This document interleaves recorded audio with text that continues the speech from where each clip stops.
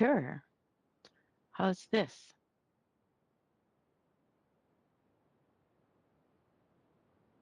Uh-oh.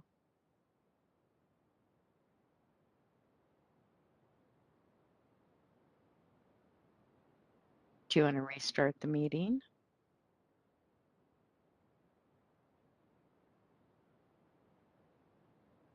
Okay. Mm-hmm. All right.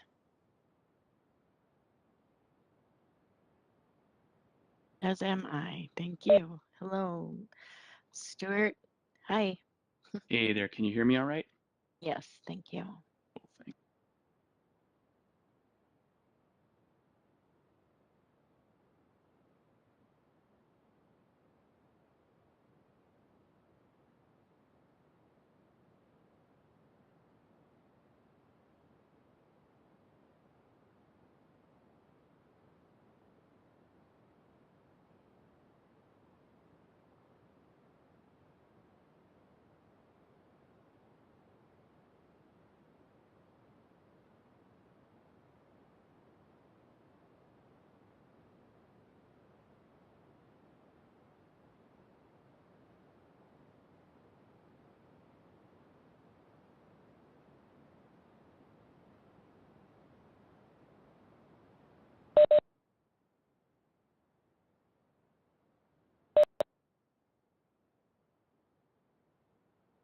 Yes, nobody added any requests, so we're good. Hello.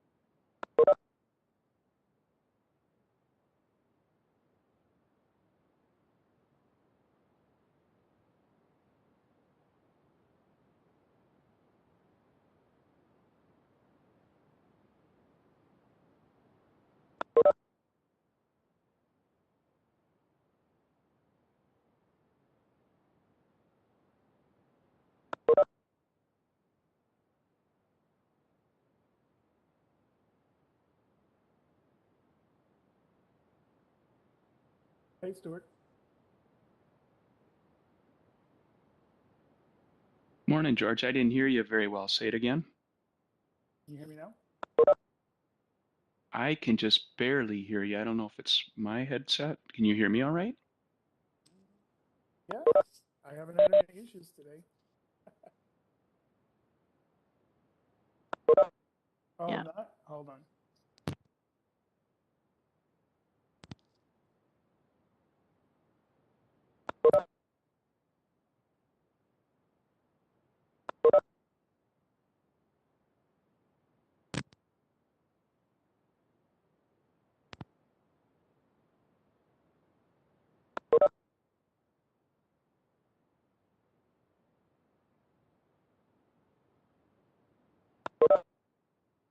How about now? Yep. Can you?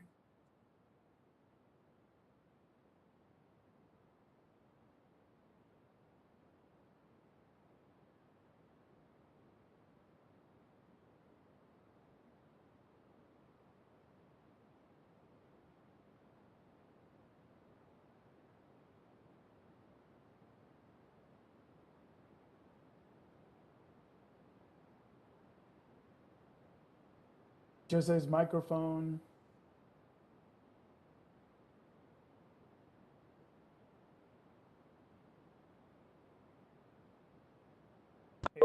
It is all the way up. It is all the way up. Yep.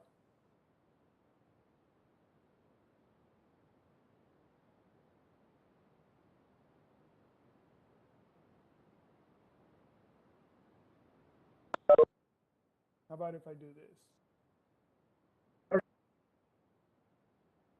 No?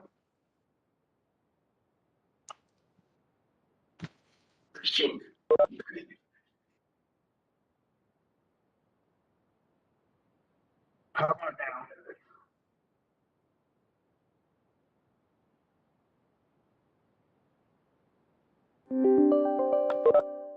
Yep. How about now? Can you hear me now?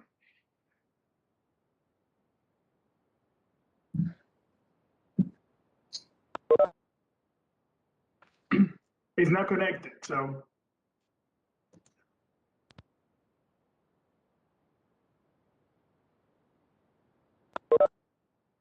How about now?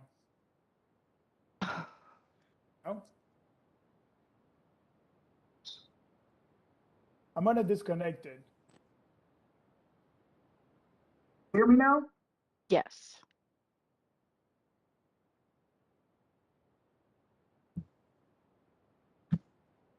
Hey, Lori, are you on?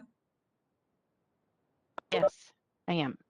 I'm just trying to look back to my email. Just sorry, guys, while you're figuring all that out, I just want to go through the agenda real quick. So just to confirm for the public comment portion, do we do that after approval of the agenda or ahead of that? We do it after the approval of the agenda and minutes Okay, before we do the business. gotcha. So I wanted to make sure I did that in the right order. Thank you. Yeah, thank you. I can hear you. Can you hear me? Yes. Yes, we can hear you great. I don't know what's going on, but I'll get it fixed, I promise. This is the one meeting I wanted to make sure it would. I've been testing it all day, so. Oh, cool. Thank you. That's what you get for buying earbuds at the market in Miami, down by the street with the street peddlers. Actually, I got it in Puerto Rico, so there you go. That's why they don't work. Counterfeit, yeah. Councilmember Gonzalez, you win funniest of the day. I appreciate that, Councilmember Gonzalez. I needed a laugh today. No hay problema.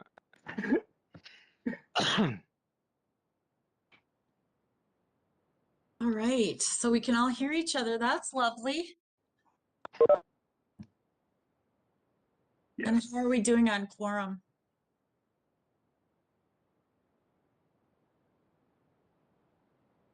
One, two, three, four, five. So we're good. We're good to go? We are. Okay. All right, everybody. This is Jody Johnson. I'm the Vice Chair of the Management Committee. I'll be serving as Chair with Councilmember Ferguson's recent announcement and departure from the council until there's a permanent replacement for that role. So I'd like to welcome you all to the February 9th Management Committee meeting. And with that, we will get started. Lori, I'll turn to you for just a call to order. And so we have official attendance. Barber.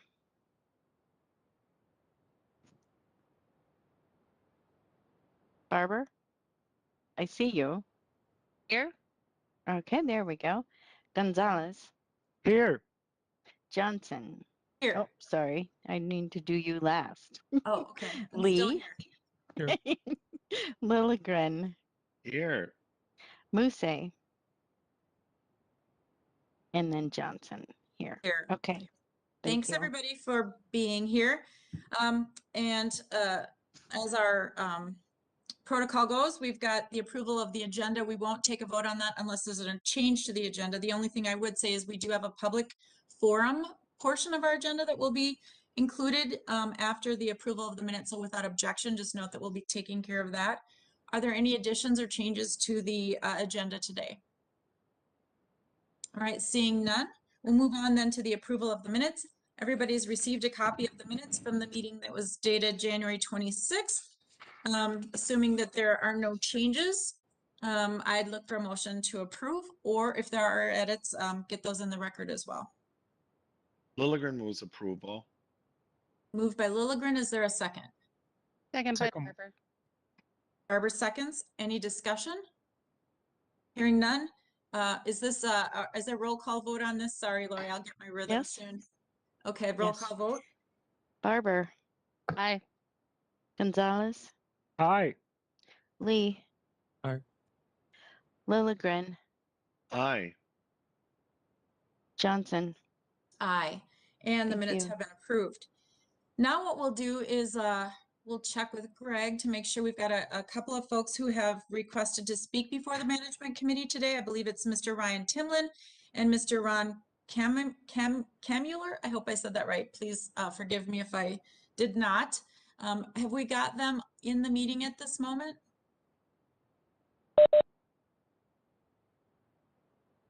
Okay, thank you both for coming forward and sharing some comments. Each of you will have 3 minutes to speak before the committee with whatever issues you'd like to address with us. And then after your comments are done, you'll have to go off of this meeting again, but you can certainly loop back and watch the live feed as it continues on for the rest of the meeting. So with that, I'm not sure who would like to speak first, but if you could please identify yourself by saying your name and your address or which organization you're representing for the record. And welcome.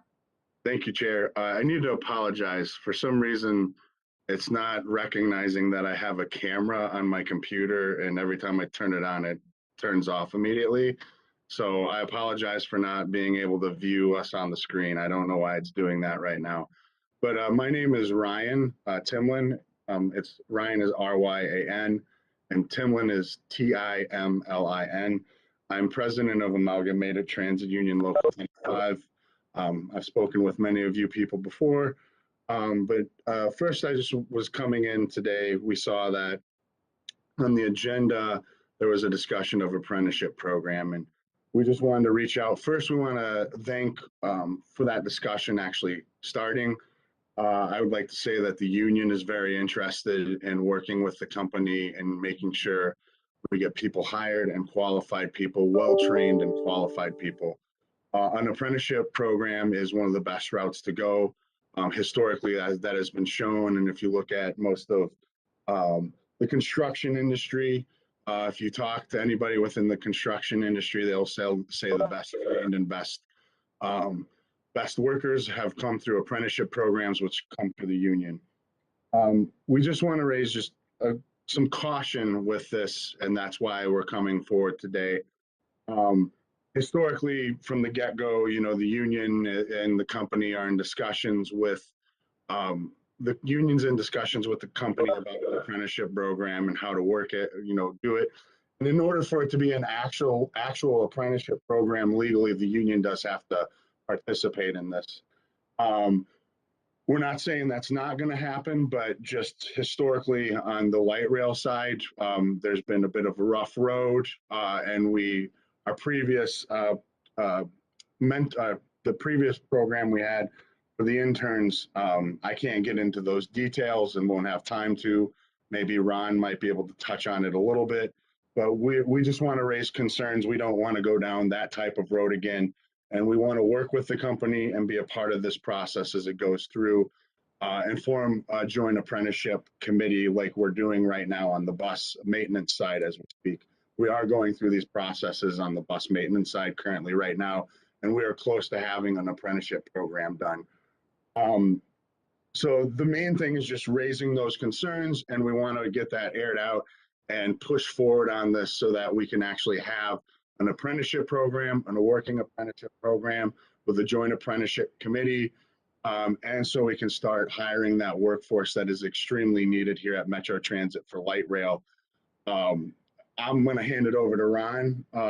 Ron is here with me right now. He can get into a bit more of the details just with some of our concerns, but that is all we're here today, just to register that. And I will hand it over to Ron right now. Thank you, Mr. Timlin, and welcome, Ron. Thank you, Madam Chair. My name is Ron Kemuller. I'm the duly elected board member representing all the disciplines in light rail maintenance. I'd like to start by respectfully asking if you would hold off on making a decision on this until we can get the information properly before you. We only found out about this a couple days ago and didn't have time to adequately prepare. And quite frankly, there's too much information to fit into a 3-minute presentation. With that said, as the president has said, an apprenticeship has been in existence for thousands of years. The concept is the journeyman teaches the apprentice, the skill and knowledge is passed on, and continuity exists in your workforce. The union very much wants an apprenticeship, a true partnership. We want this because we care about our community. We care about jobs and the people in our community and helping folks that may need a hand up. That is one of our fundamental principles. With that said, the proposal management has before you, I'm afraid is going to have the opposite effect and is going to repeat some of the bad problems we had in the failed internship. Their proposal, they're asking for 3 additional supervisors. This is going to pull 3 more mechanics out of the already strained mechanic ranks. You'll recall when they presented about the rust mitigation to Louisiana, we're short 21 people by their count. Since that time, 2 people have left. There's been no hiring. What's come out of that, they did not, the EEOC is currently investigating light rail maintenance, and it's due to problems with that program. 3 of these interns, 2 of them passed the test, passed the program. They set up a school. These kids completed the school, got a diploma. They passed the entrance exam for Metro Transit. They passed an interview.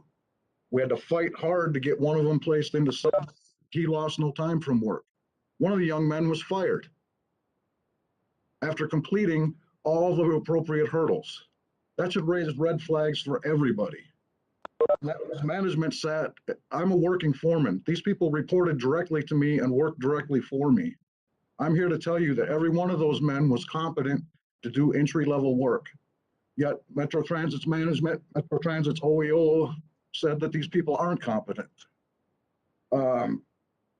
It's the union who had to fight to get these people into our workforce who were properly qualified, who were properly trained. We really want to avoid that moving forward. That's not fair to people to upset their lives like that. That doesn't do the community any good whatsoever. Currently, we have people in our ranks, in our helpers ranks. You hear about the shortages we have. An apprenticeship is going to help fill that. But I want you to be aware we have currently qualified, trained, experienced individuals working as helpers who are people of color who for some reason are being held down. Despite the union inquiring constantly, what are we doing? We've got qualified people. Why aren't we moving these people up? Mr. Kemuller, I'm going to give you another 1 to 2 minutes, just because I know you said probably 3 won't do it, and I'll grant you a little bit more time, just so you know you've got another 1 to 2 minutes. Thank you, ma'am. I'm very grateful. And like they say in their proposal, they want $902,000 to identify internal qualified candidates. All they have to do is communicate.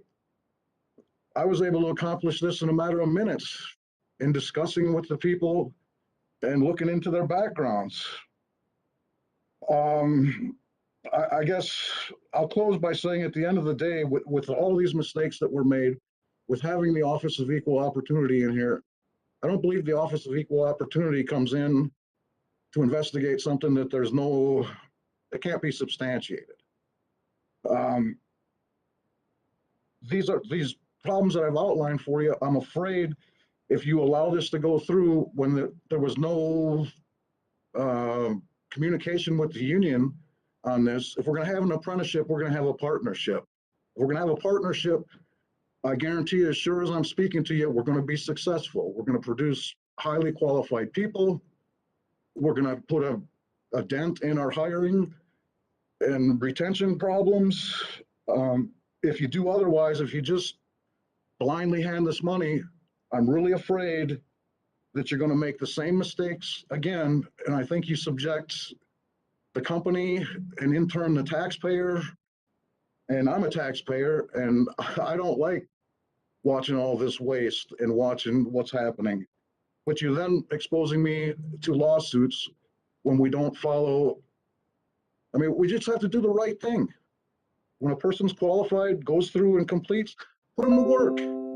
Don't ruin that person's life, and don't expose the company and the taxpayer to lawsuits and whatever else may come out of that. And I'll leave it there. Thank you for allowing me to speak. And thank you to both of you, Mr. Timlin and Mr. Kamueller. We do appreciate you taking the time to give us your thoughts today before the management committee. Again, we'll have you leave the meeting. You can certainly stay on and watch the live feed, and we will take your comments into account and talk about them when we get to that item on the agenda. So thank you for being with us today. Thank you for having us. Get out of here. All right. We'll proceed.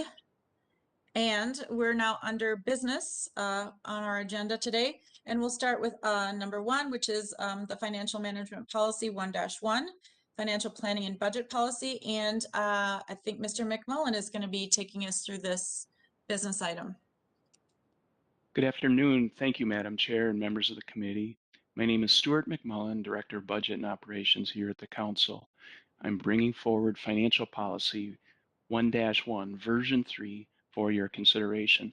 This policy speaks to the Council process of adopting the unified budget each year, including the annual operating budget and the 6-year capital improvement program. This policy was last updated in 1998.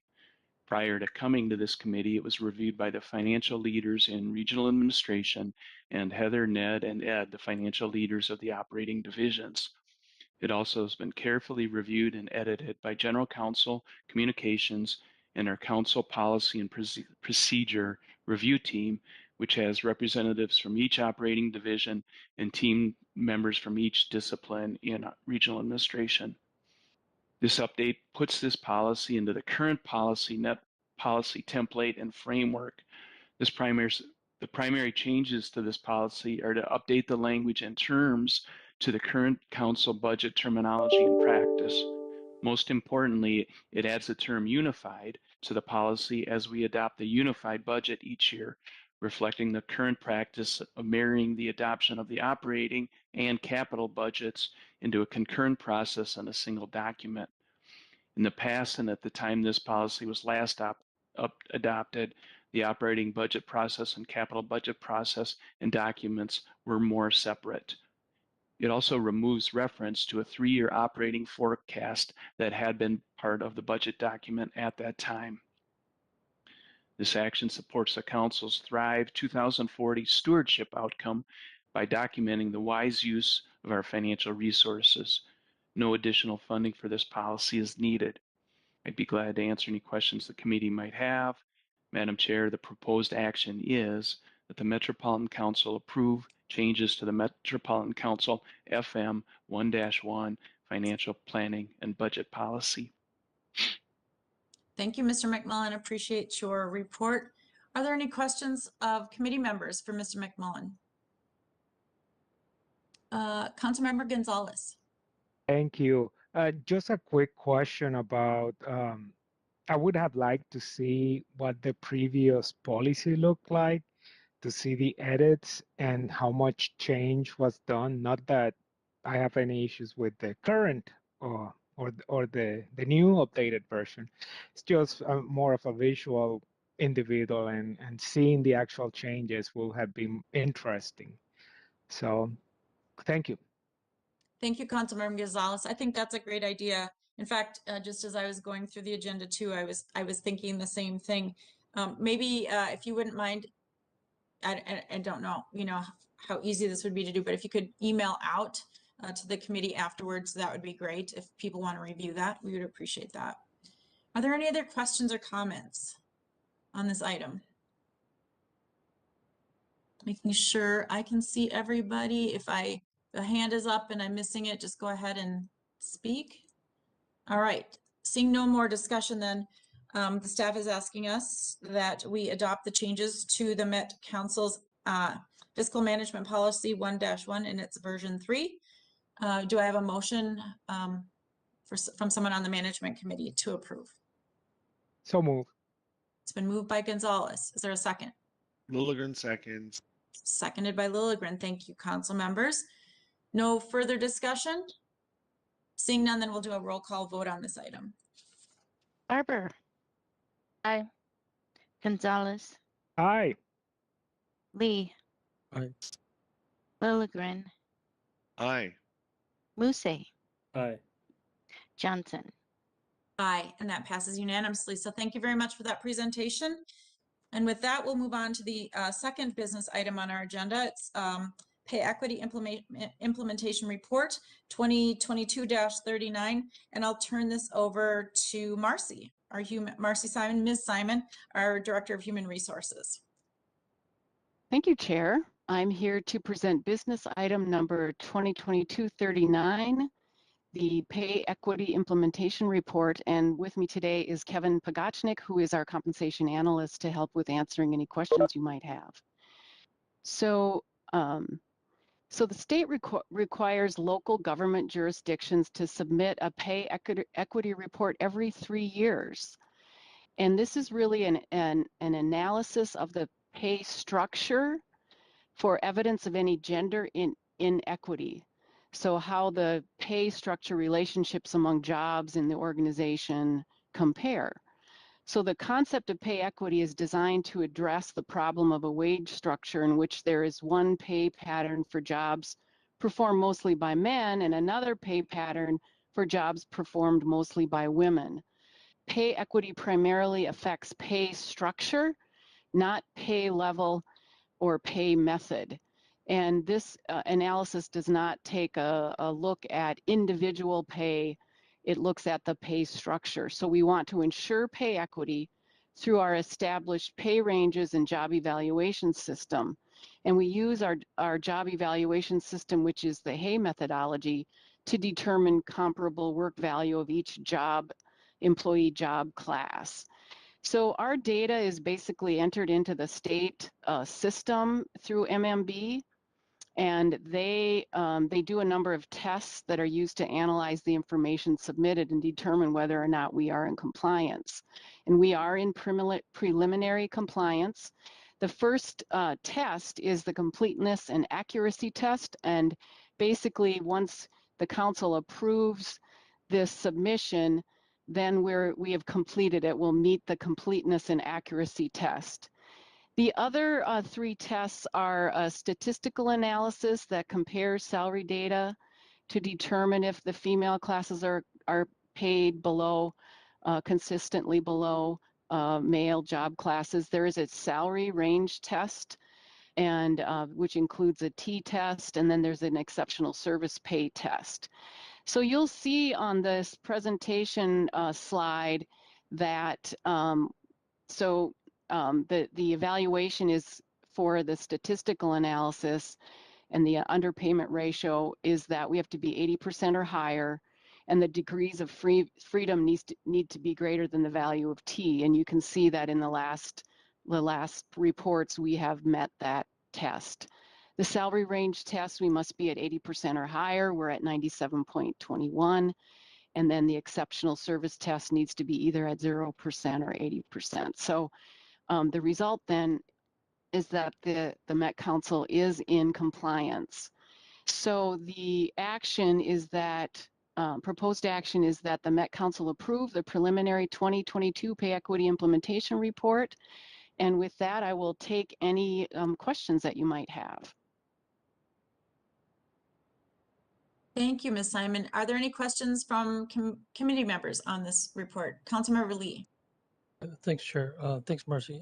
I have a question about the 80%. When MMB takes all this information and they decide that 80% or higher is acceptable, what are they testing us against? Is it other county governments, cities, or even the private sector? And how do they come to the 80%?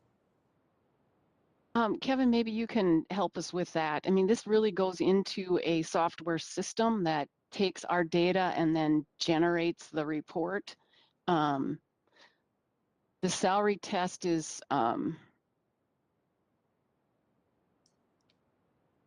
compares the average number of years it takes for an individual in male and female classes to reach the top of the salary range.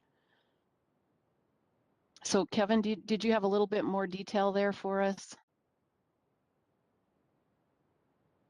Oh, I don't think Kevin joined us. I'm sorry. I thought he was going to be here. Marcy Cordes, do you have any thoughts on that? Thank you, Chair, council members.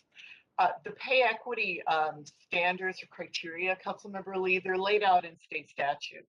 And our compensation, we're not being compared to other agencies or the private sector.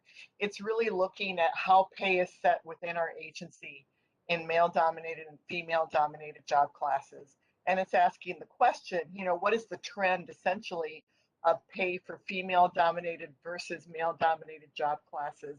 And they want to make sure that there's not a differential that is greater than 20%, meaning that female-dominated job classes are not being paid at a lower rate that is more than 20% under the aggregate pay of male-dominated job classes. And it's looking at top pay, not actual pay. It's really hard to explain. I don't know if I'm doing a very good job, but we're really comparing ourselves within our own structure. Now you can see the number says that we're at 120%. So that really means that, you know, in the aggregate, female dominated job classes as compared to their pay evaluation points are actually paid greater than 80% and greater than 100%. So the trend is actually that based on their job classification value or points, female dominated job classes are actually paid higher at the council than male. Okay, that's really helpful. Thank you. Was that helpful? Yeah, it was. Thanks. Thank you. Thank you, Marcy. Thank you. I appreciate that clarification. Great question. Are there any other questions on this? Councilmember Gonzalez. Thank you. Just a quick question, and these numbers are on the aggregate, right, across the whole organization, and it's great that we are in compliance. But I was wondering if this same exercise did identify any specific positions or job classifications in which there are disparities. I mean, disaggregating the data, I think, is very important for us to see if we have opportunities for improvement, even though the big picture looks okay. Ms. Syman, do you want to take that, or Ms. Cordes, do you Yes. want to take that? Yeah, I can take that. Chair, council member, this particular analysis is not about individual salary. You are correct in that we, you know, if we would start to take a look at individual salaries, we may find and may want to look to see if we find there to be some places that we can do better. But that is not what this is. We do have mechanisms at the council where we have, when we identify that in particular jobs where there might be some disparities around, you know, maybe a new person who gets hired compared to senior people, or senior people compared to new folks because there's changes in the labor market. But that's a different analysis than this. And we do have mechanisms to do that. And in fact, in 2022, we plan to do a deeper dive into salaries, you know, individual salaries and how that looks in our organization. But this particular analysis is about our structure.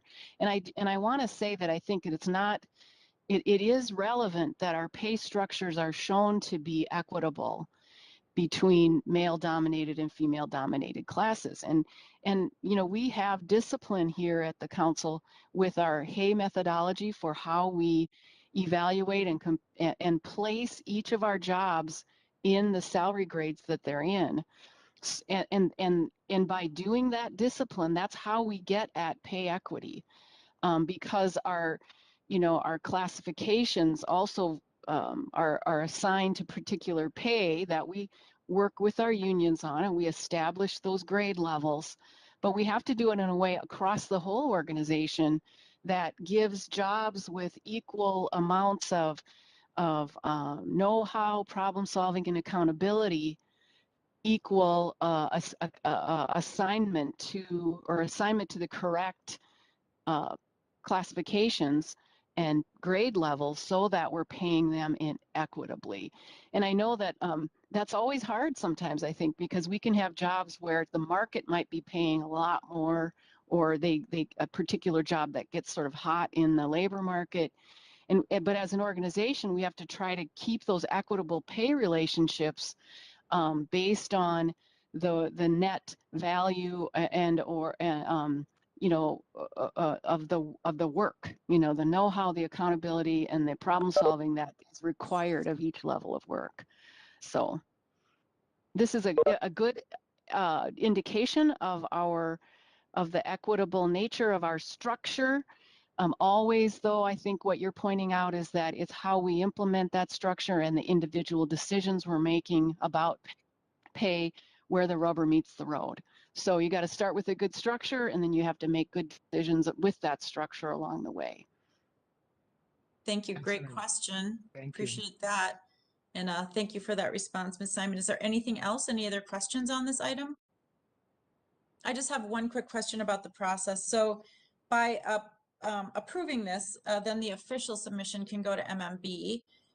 I see a January 31st, 2022 deadline. So has like an unofficial gone to MMB for their review, and now this is the last part that is following the deadline for that original submission? Is that the process? Ms. Chair, correct. You're correct in that. We submitted by the deadline, got the unofficial compliance report, and now this is the last step really to complete. Okay, great. Thanks for that. All right. Any other questions? Anybody that I've missed? All right, seeing none, then the proposed action is that the Met Council approve the preliminary 2022 pay equity implementation report that makes it official for submission. Do I have a motion? Moved by Barber. Second by Lee.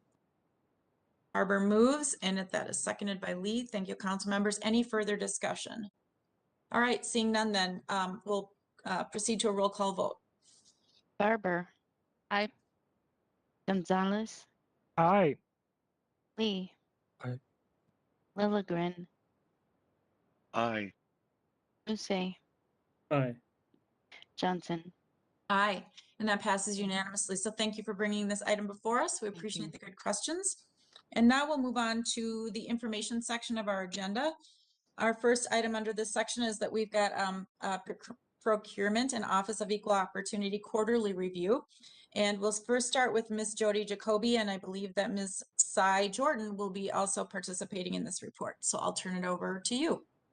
Thank you. Good afternoon, Madam Chair and committee members. My name is Jody Jacoby, and I'm the Director of the Procurement Department. I'm here today with my partners in the Office of Equal Opportunity, Cy Jordan, the Director of the Office of Equal Opportunity, and Ashanti Payne, the Assistant Director, to present the fourth quarter procurement summary for 2021. The Council's expenditures policy for the procurement of goods and services authorized the regional administrator to approve awards not exceeding $500,000 for all procurement of goods and services, and then construction awards not exceeding $2.5 million. This report includes a breakdown that's grouped by value and also procurement type. It also includes MCUB utilization. And after I finish the procurement summary, I'll transition to Ashanti to discuss the MCUB utilization.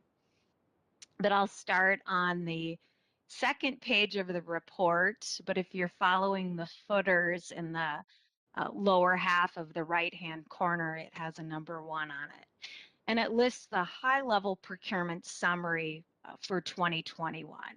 And just looking at this as a glance, there were 9,165 individual procurement events.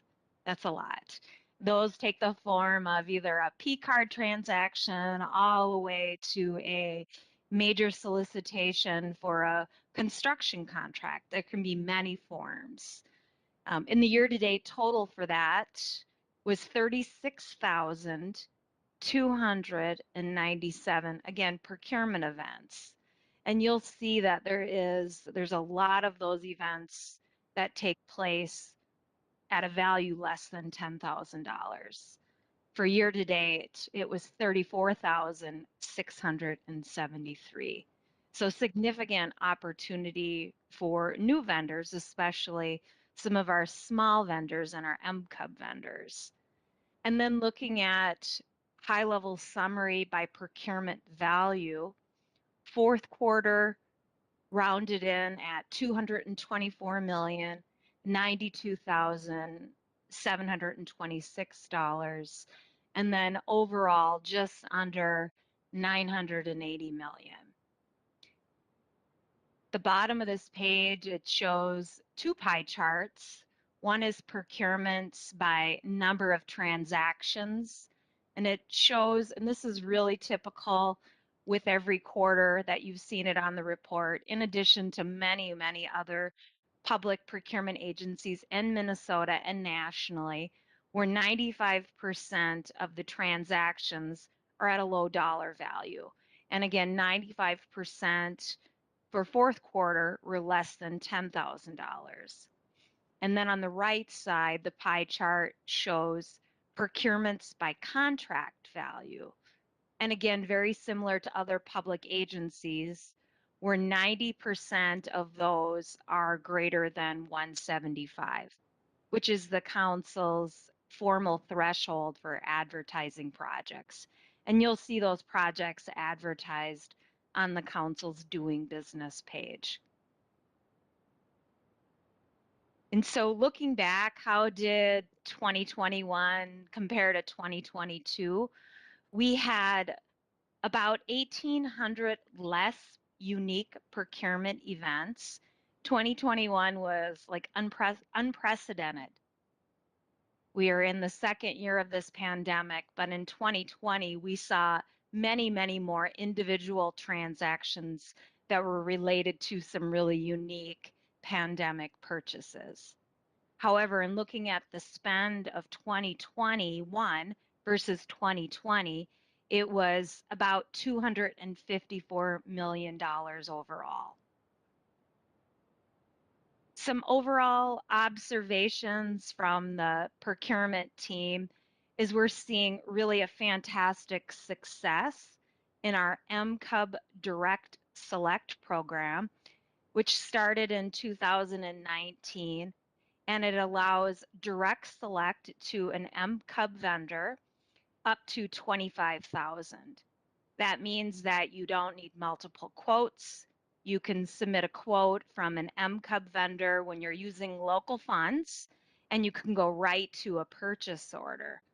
It seems to be really a great wheelhouse or a sweet spot, not only for our internal customers and for our procurement team, but we've heard just great success and gratitude from our MCUB vendors to have an opportunity to get their foot in the door, establish relationships, and then also demonstrate the quality and competence with their product and the service that they're offering. In fact, in looking at year-to-year basis, I mentioned it started in 2019, and quarter to quarter, it stayed in 2019 about 3% total of purchases for that dollar value, 3% to 4%. And then in 2020, it ranged from about 4% in first quarter, 6% in second quarter, 15% in third quarter, and 9% in fourth quarter. And then in last year, 2021, it went from 8% to 13% to 17% to 16%. So we're really seeing a lot of increased purchases again to MCUB vendors less than $25,000, but really a consistent increase, which is fantastic. Additionally, in fourth quarter, procurement rolled out the 6% preference for non-construction service and goods at a value between 25,000 and 175. And the full rollout of this project started in 2020. There were 6 projects that qualified for that procurement method, and our team is really excited for the full rollout this year. Another notable internal process improvement is we have reached the 1-year anniversary of what we're calling our SORT team, our sole source review team.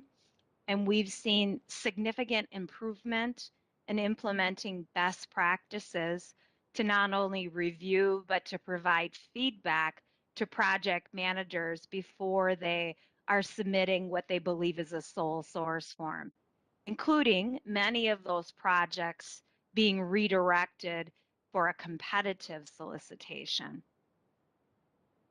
The pandemic work continues, and I'm very proud of the entire procurement team and many other tireless leaders across the councils to source these pandemic supplies. As I'm sure you're aware in your personal lives, the supply chain is really stressed. That's a consistent and a persistent challenge that our team faces. But most recently, soliciting a project to complete PCR COVID rapid tests. And this was a really big effort to not only ensure that we had a competitive but a fair and equitable process to make sure that we had the supplies needed to help the agency.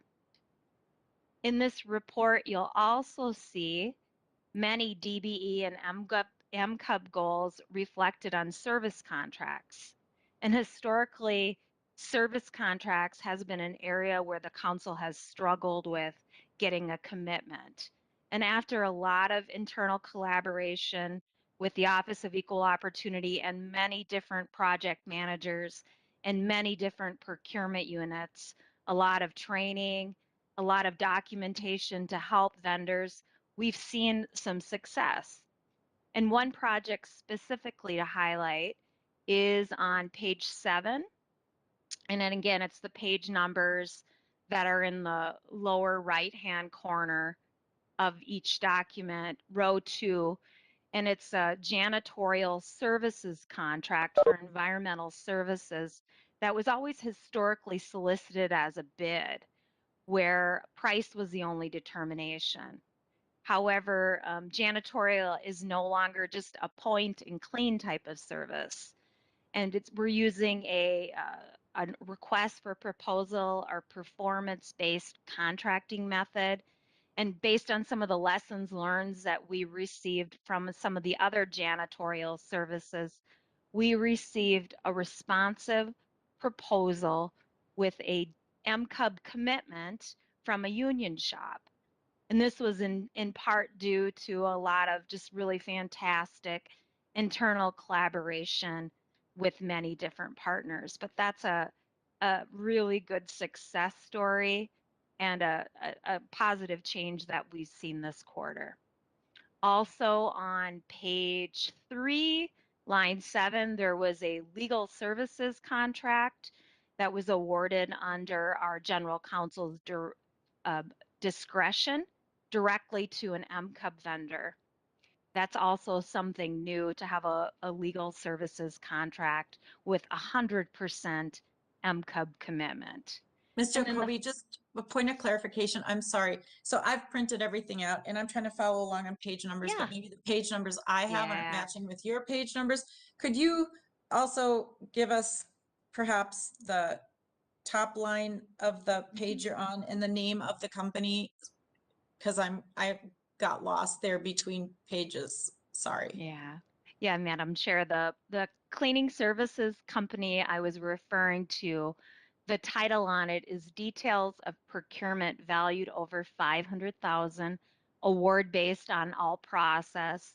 And the actual page number is 7, and it's row 2, FBJ Service Corp for $718,763 for janitorial services.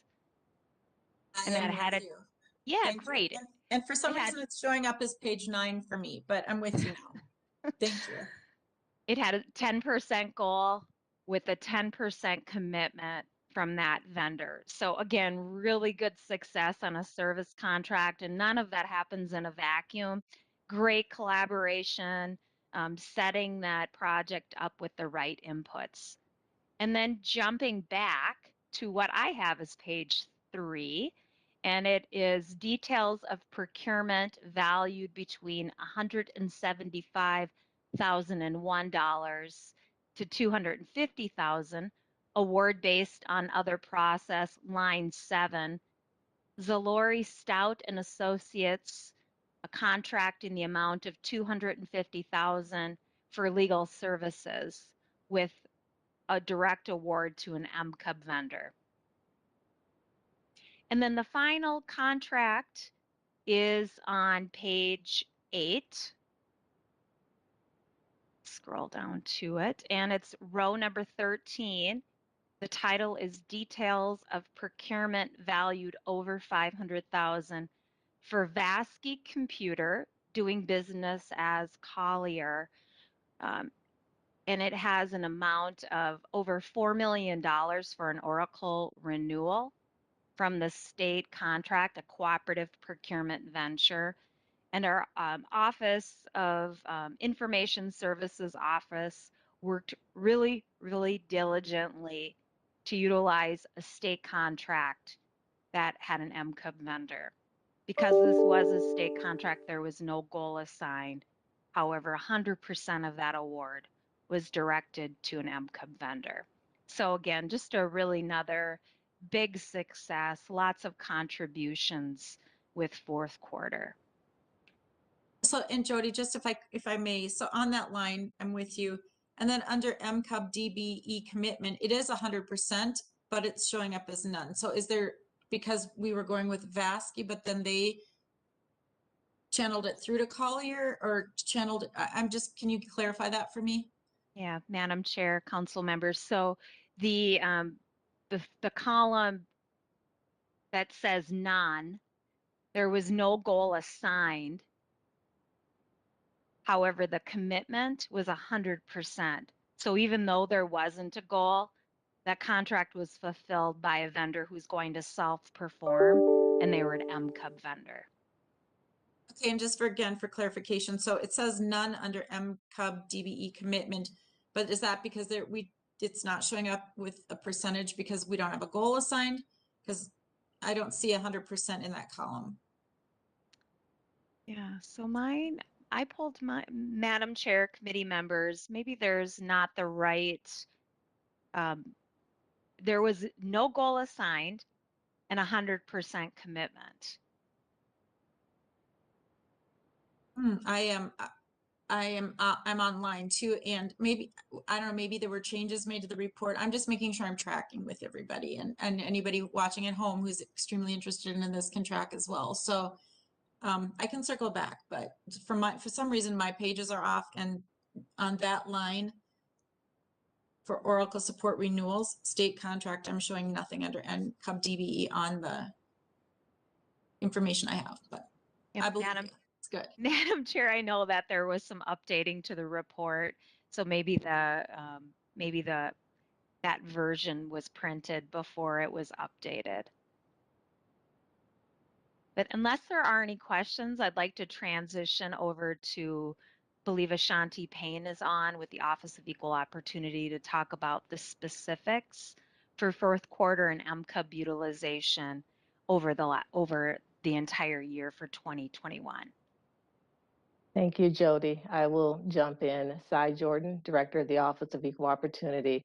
I want to orient you to the goals of the council, share some highlights, and then transition over to Ashanti, who will go into our Q4 MCUB report. But to follow up, Madam Chair, on the last question and support Jody in that response. So the setting of a goal is a specific act. No goal was set on that project. However, through the straight contract process, the company is also on our directory for MCUP DBE. And so although we fulfilled it with 100% commitment to that type of business, it doesn't match with the setting of a goal. So it would read accurately as no goal set. And thank you for that clarification. I appreciate it. I pulled this report on Monday. I'm assuming there might have been some updates to what now is posted online. So and just as council members pull information at all different times to read it, I just want to make sure that what's online right now is accurate and does match what you're going through. So thank you for that clarification. Correct. And the updated version should also read as none because no goal would be set. And so I do want to join in with Jody in speaking to the actions that we've been taking over the last few years and how they have been showing some results and moving the council forward in our objectives. We've put quite a great deal of work and effort and collaboration and partnership across the council that's been intentional in our actions. We've shown activation of our commitment for our organization and also engaged with staff across the council who've been very responsive to incorporating the value of inclusivity in our spend with our contractors and with our goods and services. And so they are to be congratulated for that work and moving us forward. In 2020, our council goals for the MCUP participation were increased from 12% to 14% for construction specifically, and from 8% to 10% for goods and services. In our FY 2021, the council achieved 15% of MCUP participation in construction and 4.3% on goods and services. So that would be 15% against our 14% goal, 4.3% against our 10% goal for goods and services, even through our time in the pandemic. And so the council's overall spend on goods and services has increased in each of the last 3 quarters and peaked at 7% in Q4. The regional administration achieved 45% in MCUP participation on goods and services. Metro Transit achieved 39% in MCUP participation on construction. And Black Americans lead the way for council spend with BIPOC-owned businesses for 2 consecutive quarters. Since the council implemented the 6% preference for MCUP proposers, there have been 3 instances where the preference resulted in the award to an MCUP supplier. 2 of those instances where the MCUP supplier had the lowest bid without applying the preference, and 1 instance where the MCUP suppliers were the only bidders. In the state contract that Jody spoke to, she spoke to the actual value of over $4 million, which is significant towards inclusive spend. And then our MCUP Select was utilized to award 2 contracts totaling the amounts of $156,580 to MCUP vendors in Q4 and $99,557 in Q3. All of these speak to the great effort across the council. And so I want to transition it to Ashanti to speak more specifically about our MCUP Q4 reporting and the comparison to our Q3 in 2021. Thank you, Cy, and thank you, Madam Chair, council members. Ashanti Payne, Assistant Director in the Office of Equal Opportunity. And just for frame of reference, I am working from the updated report, and it starts on the lower right-hand corner, page 10. And just in terms of highlighting what's on this report, as Cy mentioned, we achieved 7% spend in goods and services with MCUBs in Q4. Even though that is short of our 10% goal, our spend in goods and services has steadily increased. And I think, again, that is reflective of the efforts combined throughout the council of being more intentional, utilizing the tools and services that procurement and OEO have offered to business units. And we are looking forward to that continuing to rise and exceed our goal. I will also note that in Q4, we had our lowest in terms of spend with MCUB businesses, with MCUBs at 9%. So we did have our OEO staff look into this and provide some insight relative to that. And two things really stood out around that. One is Q4 is a lot of times when projects are winding down for the year, construction projects, and definitely prime contractors are going to prioritize keeping their own workforce busy during the winter as opposed to subcontractors. And then also the other factor is the types of projects that were awarded and active during that Q4 period, especially in our environmental services division, which accounts for the majority or the most of our MCUP spend. A lot of those projects were as needed services, which also don't have a lot of MCUP commitment. However, overall, as I mentioned, we did exceed our goal for construction for 2021. And in terms of looking to the next page, which is page 11, which compares Q4 to Q3, again, you see that difference in terms of Q3, we had 21% construction versus 9% in Q4. But also we went from 4% goods and services to 7% in Q4 on goods and services. Again, reflective of the work. The next page breaks out spend by division on goods and services. And what stands out, of course, is regional administration with 45%. And if you look at our MCUB spend for regional administration, it almost equals to all of the other divisions combined. However, regional administration does not spend in that category as much as some of the other divisions. So there are opportunities for us to improve and make some inroads. And that's how we view them, as opportunities and in areas to where we can make some inroads and some progress. On the next page, it shows the construction spend by division. I'm sorry, Madam Chair, if I can interrupt real quick, just to clarify, because I'm looking at the chart, and it has the acronyms of the different divisions, but one, it's covered by a green dot, so I cannot read that. Ashanti, if you know what I'm talking about, on that same chart that you were talking about. Councilman, it might be Yes. MTS. Is that MTS? Yes, Madam Chair, Council Member Gonzalez, that is Metropolitan Transportation Services, MTS. Thank you. Great question. Thank you for that clarification. All right, and the next chart is the construction by division spend. And of course, all of our construction is within the two divisions, Metro Transit and Environmental Services. Metro Transit had 39% MCUB participation in Q4. And where the most opportunity is in environmental services, we had 7% MCUB participation in Q4. And again, I talked about some of the, that is not normal for environmental services. And I mentioned a couple of the reasons that we dug into and relative to that drop in that spend for Q4. The next page of the report breaks down the utilization by gender and ethnicity. And again, I'll just emphasize some of the key points that Cy made relative to our spend with Black-owned businesses. This is the second quarter in a row that Black-owned businesses have been the lead in terms of our spend with BIPOC-owned businesses. That is not, well, that has historically not been typical for our spend and our trends.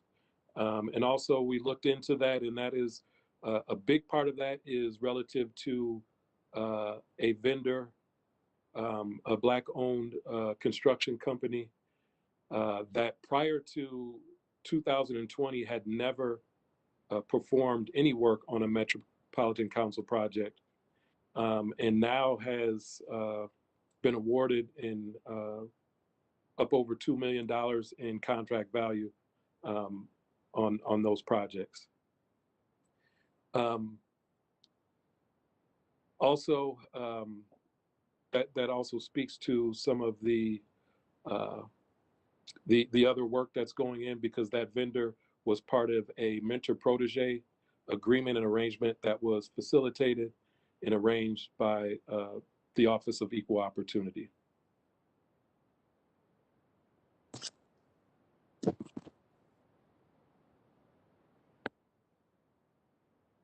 All right, some of the highlights that we also mentioned.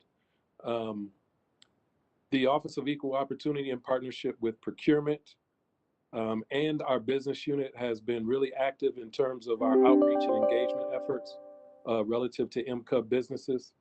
And I apologize that I went off camera, because I have been having some computer issues, but luckily I planned ahead and had both my phone and computer up here. So one of the activities we over 2021, we did 16 meet and greet events. 14 were individual, 2 were larger events that included multiple or numerous MCUBs and larger, longer established prime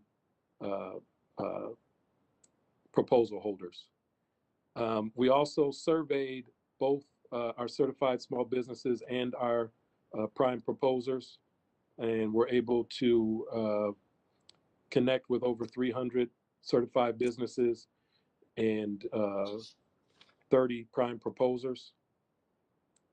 And we have just in February, on February 2nd, we partnered with some of our other regional partners, including Minnesota Department of Transportation, Metropolitan Airports Commission, and the City of Minneapolis, to conduct a mentor-protege informational and networking event. For one of the things that you may have noticed on the reports is that our spend in terms of BIPOC women-owned businesses is not where we want it to be.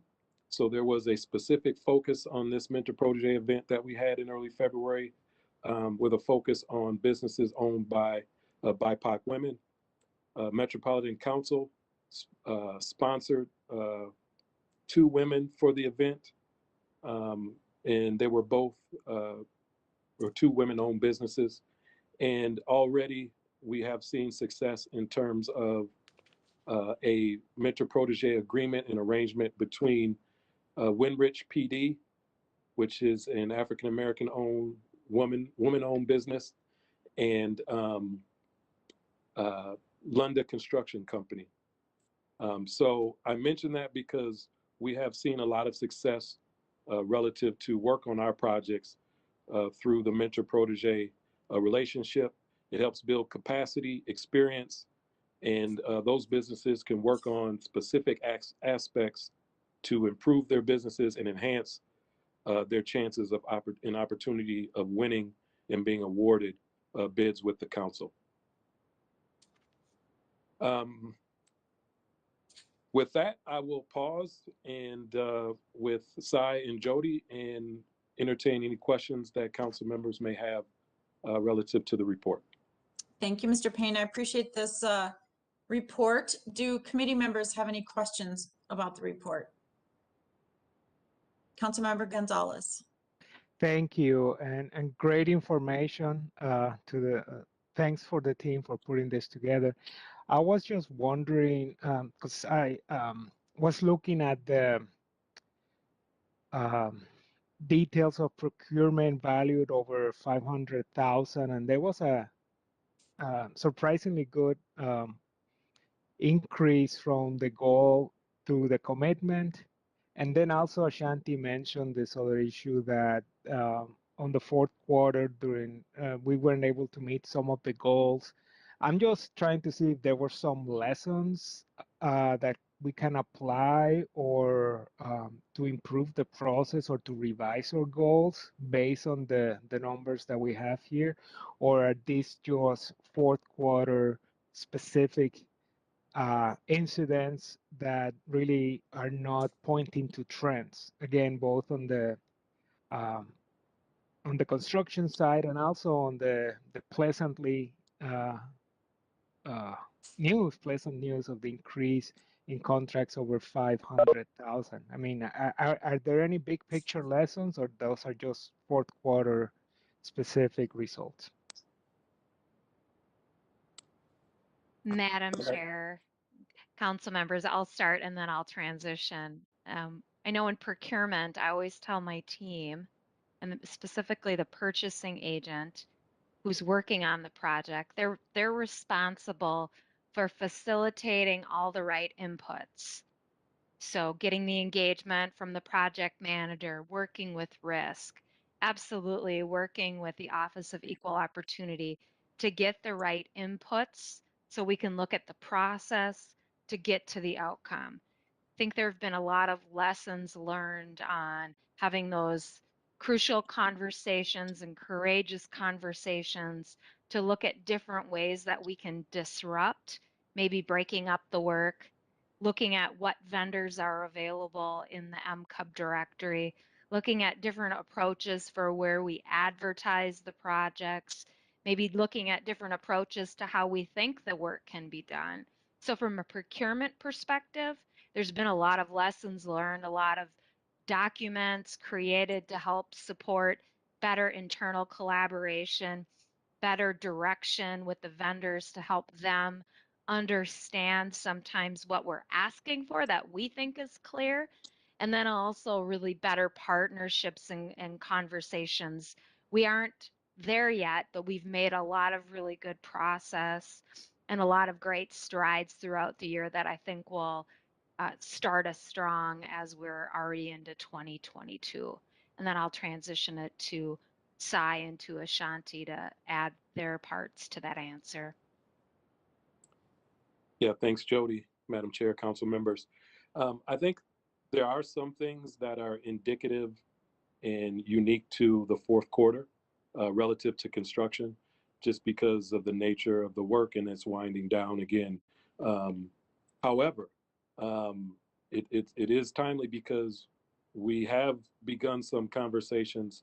I had some MCUBs reach out to me relative to some ideas around how to keep construction companies and consulting companies busy over the winter time, when a lot of the prime contractors and consultants are trying to keep their folks busy, and that problem is exasperated 20-fold because they're 300 employees in some cases. So we have begun exploring those ideas in ways and having discussions with the MCUB businesses relative to that, to some of the trends of the fourth quarter. And then also just relative to the steady rise in terms of our MCUB spend in goods and services. That is something with a concerted effort. I think Jody spoke to this and Cy as well, that that takes all of us across the council to make sure that we continue to see that rise. And then also I'll repeat that our total commitment for the year for 2021, we did exceed our goal for construction and fell short in goods and services. And Cy, if you have anything to add. Thanks, Ashanti. No additional information. Okay, any other questions? Thank you for that. So I have a question. So Ashanti, you previewed some things that are going to be coming up and as it relates to the apprenticeship program, if I heard you correctly. And I just want to go back to the gentleman who testified at the public comments portion of the agenda. Is that the connection, the reference to that spend that's coming up where those comments would be applicable in this discussion? Thank you, Madam Chair, council members. No, these are not connected in any way. I did listen to the testimony, the public testimony from the gentleman earlier. I don't know if Cy had a chance to hear it. And some of it I could follow, and some was a little bit hard to follow. But what I did get from his comments is that somehow OEO made decisions relative to the qualifications of individual hires, which is not the role of OEO. That's not in our authority, purview, or part of our role. So I wasn't sure in terms of where he was coming from with that, and perhaps there may be someone on the line from HR or workforce development specifically that could maybe provide a little bit more insight in terms of what he was trying to get at. But oh, go ahead. I'm sorry, Ashanti. I didn't mean to cut you off. no, I was just going to ask if Cy had a chance to listen to the public testimony. And before we go on, I think I want to make sure that the public comments relate to our agenda today. If they don't, because I believe I heard too, I was taking some notes, which I do appreciate the comments, but I think there was reference to approving something today, and this is an informational item, and our administrator has the authority on spends going forward as it relates to this policy. So I just want to make sure I'm tracking correctly too. If it is not related to today's agenda, we can circle back, and I'm happy to meet with both gentlemen who spoke and follow up. But I don't really want to go off of the agenda either. I want to make sure we're on point. So I just want to make that comment before Cy or anybody else jumps on. Thank you, Chair and Council members. I came in the middle of the conversation, so I would need more information to understand what it was in reference to. What Ashanti has spoken to today around the Mentor Protege program is distinct from an apprenticeship program. And so we're not sure how those comments relate to this presentation or if they impact maybe the Thrive implementation discussion. And so we'll wait to hear more information on that and be responsive. Okay, and I just want to be very careful as it relates to personnel issues and anything like that, and just make sure I'm tracking so that we're on our agenda points here made. So we don't need to discuss that any further. If it does relate to the Thrive initiatives ideas, we can potentially bring it up there. But I do also offer both of those gentlemen who spoke that I'm happy to meet and go over any concerns that they may have outside of this meeting. So are there any other questions on this information item that was brought before us today? Seeing none. No, Madam Chair, this is George. Just wanted to let you know that some of what they were talking about, it relates to the Thrive. And I would like to also recommend at this point, since we need to have a closed meeting, that we move the Thrive recommendations over to the next meeting if possible, and we can go over them with you and the committee at the next meeting if you agree to it. So thank you. I appreciate that. So what you're saying is actually move it to our next management committee meeting, take it off this agenda and move it forward a whole management committee meeting, or move it into our closed session. I just want to be clear what the recommendation was. Madam Chair, yes, ma'am. Moving it to our next committee meeting. Yes, moving into the next committee meeting, yes. Okay, so and I just want to check in with committee members on that. That would be the recommendation, to move Thrive to the next management committee agenda off of today's agenda. Would there be any reasons we should not, or any discussion on that point? Councilmember Barber. Thank you, Madam Chair. I think it's a good idea, just because every year we do this, it prompts a lot of discussion because it's a lot, based on our priorities and where we want to go. And it should not be a conversation we want to rush through. Okay, so two things. We'll just make sure we're still in proper order. Let me go back. Is there anything else on the procurement presentation that we just had, our quarterly review? We'll stay on that until I make sure we're done with that one. And it looks like we are. So I really want to thank staff for all of your hard work. I know there are a lot of areas of opportunity, and there's good things that lie ahead, and we'll continue since this is one of our main goals for the management committee, but as for the committee or the council as a whole. I appreciate all your hard work on this, and thank you very much for this wealth of information. If anybody does have any further information, I know you guys will all be there available to answer any of those questions. So thank you for that report. So with that, going back to our agenda, and now we've got the Thrive Initiatives ideas item on our agenda, I would entertain a motion to postpone to a date certain. So the motion would be to postpone to the next management committee meeting. Is there a motion? So to moved. Lilligren moves. Second by Lil- Barber. Seconded by Barber. Great. Any further discussion on that? Seeing none, we'll do a roll call vote. Barber. Aye. Gonzalez. Aye. Lee. Aye. Lilligren. Aye. Musse. Aye. Johnson. And aye, and that is unanimous. So that, again, will appear on the next agenda for the committee when we come together again. And again, thank you to the gentleman who shared comments at the beginning of the meeting. We appreciate that. At this point in our agenda, I believe Councilmember Lilligren may have a motion for the committee to entertain. Yeah, thank you, Madam Chair. Madam Chair, I move that move to close this meeting under section 13D.03 subdivision 1 of the Minnesota statute so we can consider a labor development and negotiations related to labor strategies. We have a motion by Councilmember Lilligren. Is there a second? Is there a second? Second by Barber. Seconded by Barber. Is there any discussion on this? All right, before we take the vote on this, I just want to mention to everybody in the audience and the public, the governing body of a public employer by majority of the vote in a public meeting may decide to hold a closed meeting under the provisions of section 13D.03, as Councilmember Lilligren indicated, subdivision 1B of the Minnesota statutes. The discussion at a meeting under closed session is provided by law, must be confined to labor negotiation strategies, developments, and/or discussion and review of labor proposals. The proceedings of a meeting closed under this law will be taped and recorded, preserved for 2 years, and made available to the public as provided by law.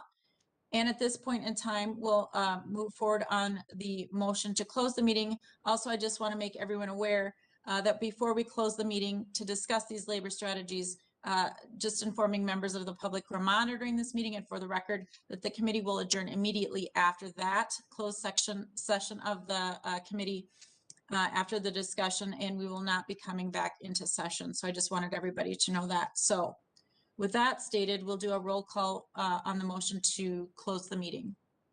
Barber. Aye. Gonzalez. Aye. Lee. Aye. Lilligren. Aye. Musse. Aye.